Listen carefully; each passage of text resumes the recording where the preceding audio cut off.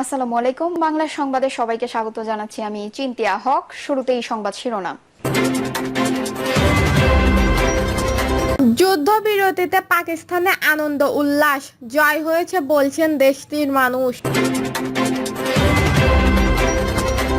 এদিকে আয়নাঘরের প্রতিষ্ঠাতা পলাতক অপশক্তির পুনর্বাসন চায় না জনগণ, বলছেন তারেক রহমান। জানাবো, আওয়ামী লীগ নিষিদ্ধের সুস্পষ্ট ঘোষণা না পেলে মার্চ টু যমুনা ঘোষণা হাসনাত আব্দুল্লাহর। এবং সর্বশেষ জানাবো, যুদ্ধ নয় কূটনীতি হোক ভবিষ্যতের রূপরেখা। শুনছেন সংবাদ শিরোনাম, এবারে বিস্তারিত। যুদ্ধবিরতিতে পাকিস্তানে আনন্দ উল্লাস, জয় হয়েছে বলছেন দেশটির মানুষ। ভারতের সঙ্গে কয়েকদিন উত্তেজনার পর পাকিস্তান যুদ্ধবিরতি হয়েছে।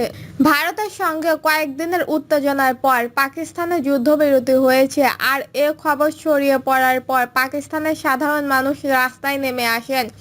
তারা বিভিন্ন জায়গায় আনন্দ উল্লাস করছেন বলেও জানিয়েছেন বার্তা সংস্থান এপি। সংস্থানটির প্রতিবেদনে বলা হয়েছে, সাধারণ মানুষ বিভিন্ন শহরে পাকিস্তান দীর্ঘজীবী হোক স্লোগান দিতে শোনা গেছে। তারা বলেছেন, এই যুদ্ধবিরতি পাকিস্তানের জন্য গৌরবের। একই সঙ্গে উত্তেজনা কমার স্বস্তিও প্রকাশ করেছেন তারা।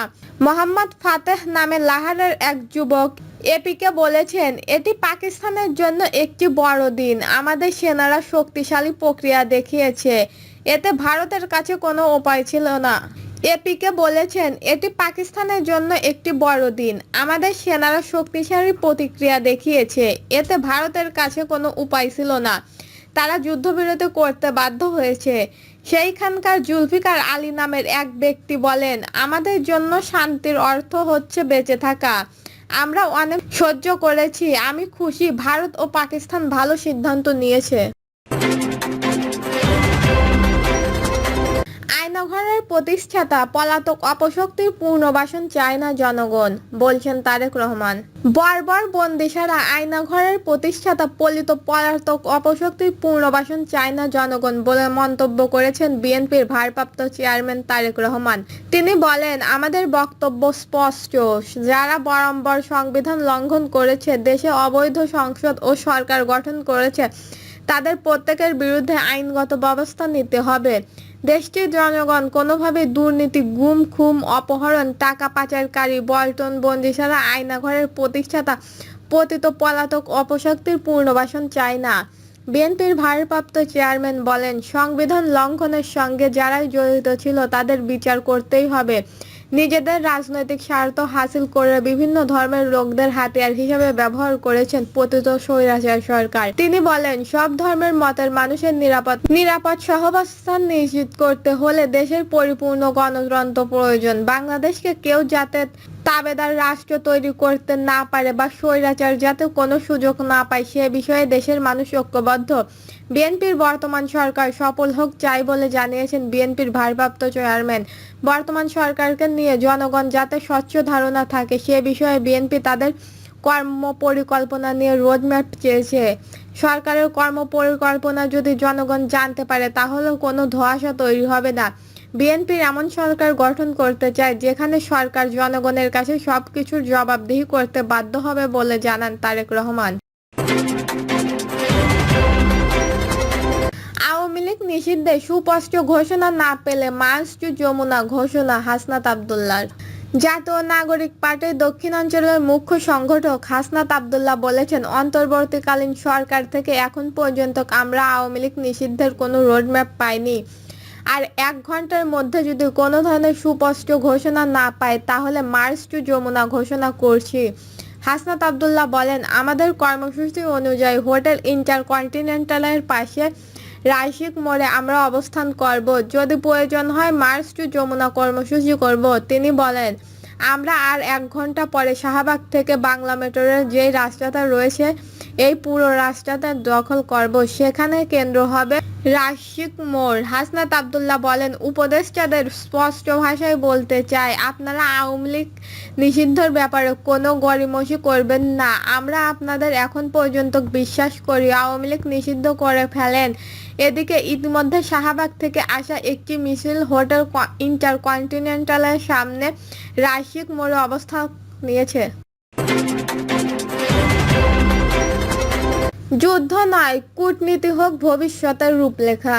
2025 সালের এপ্রিল থেকে মে, এই সময়টা দক্ষিণ এশিয়ার ইতিহাসে স্মরণীয় হয়ে থাকতে পারে এক অনাকাঙ্ক্ষিত যুদ্ধ সংঘাতের সূত্রপাত হিসেবে। ভারত ও পাকিস্তানের মধ্যে চলমান সীমান্ত উত্তেজনা ক্রমেই এমন রূপ নিচ্ছে যা শুধু দুই দেশই নয়, পুরো উপমহাদেশের ভবিষ্যৎ নিয়েও গভীর শঙ্কা তৈরি করছে।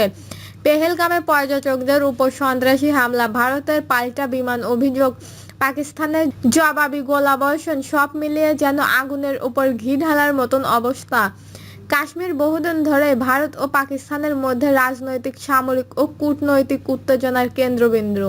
1947 সালে দেশভাগের পর থেকে এ অঞ্চল নিয়ে দুই দেশের মধ্যে তিনবার যুদ্ধ হয়েছে। 2025 সালে হামলা সেই রক্তাক্ত অতীতের নতুন সংস্করণ বলে মনে করছেন বিশেষজ্ঞরা। ভারতের পেহেলগাম অঞ্চলে পর্যটকবাহী একটি বাসে সন্ত্রাসী হামলায় 26 জনের মৃত্যু হয়। ভারত তৎক্ষণাৎ পাকিস্তানের ভিত্তিক জঙ্গি গোষ্ঠী জইশ-ই-মোহাম্মদ ও লস্কর-ই তৈয়বার দিকে আঙুল তোলে। এরপরে শুরু হয় ভারতের অপারেশন সিঁদুর। পাক অধিকৃত কাশ্মীরের জঙ্গি ঘোষিত বিমান হামলা, পাকিস্তান পাল্টা প্রতিক্রিয়া, সীমান্ত যুদ্ধবিরতি লঙ্ঘনের অভিযোগ তোলে এবং নিজস্ব সামরিক অভিযোগে নামে। এই পরিস্থিতির মনে প্রশ্ন জাগে, উপমহাদেশ কি নতুন করে যুদ্ধের দিকে ধাবিত হচ্ছে?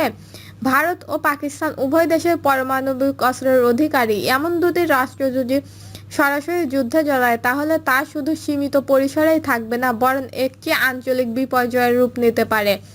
বিশ্বের সামরিক বিশেষজ্ঞরা বারবার এই অঞ্চলে ঝুঁকির কথা বলেছেন। যুক্তরাষ্ট্রের বিখ্যাত স্টিমসন সেন্টারে এক গবেষণায় বলা হয়েছে, যদি ভারত পাকিস্তান পরমাণু সংঘাতে জড়ায়, তাহলে তাৎক্ষণিক মৃত্যু হতে পারে 5 কোটি মানুষ। ভয়ানক এই চিত্রই বুঝিয়ে দেয় সামান্য উত্তেজনাও কেমন দুর্বিষহ পরিণয় ডেকে আনতে পারে। ভারতের ইঙ্গিতপূর্ণ ঘোষণা, ইন্দাস পানি চুক্তি স্থগিত হয়ে যেতে পারে। এটি শুধু কূটনৈতিক বার্তাই নয়, এক প্রকার অদৃশ্য যুদ্ধ শুরু করার হুমকি স্বরূপ। ইন্দাস চুক্তি ছিল একমাত্র সফল দ্বিপক্ষিক চুক্তি যা এত যুদ্ধ সংঘাতের পরেও কার্যকর ছিল। পাকিস্তান কৃষিভিত্তিক অর্থনীতি এই পানির ওপর নির্ভরশীল। ভারত যদি পানি আটকে দেয় বা সরাসরি চুক্তি বাতিল করে, তাহলে পাকিস্তান খাদ্য উৎপাদন ধসে নামবে, কোটি কৃষক ক্ষতিগ্রস্ত হবে, বাড়বে বেকারত্ব ও সামাজিক অস্থিরতা। পাকিস্তানের বর্তমান গভীর অর্থনৈতিক সংকটে বৈদেশিক মুদ্রার রিভার্স মাত্র $4.5 বিলিয়ন। দর্শক, এই ছিল এখনকার সর্বশেষ নিউজটি ভালো লাগলে একটি লাইক দিন, কমেন্টে আপনার মতামত জানান এবং আমাদের পাশে থাকার জন্য বেল বাটনটি অন করে রাখুন। ধন্যবাদ।